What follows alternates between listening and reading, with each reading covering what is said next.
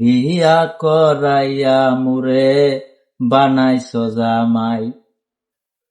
রাত পোহালে বয়ে বলে করো গা কামাই, শুনো মা গো মা, বিয়া করাইয়া মুরে বানাইছ জামাই।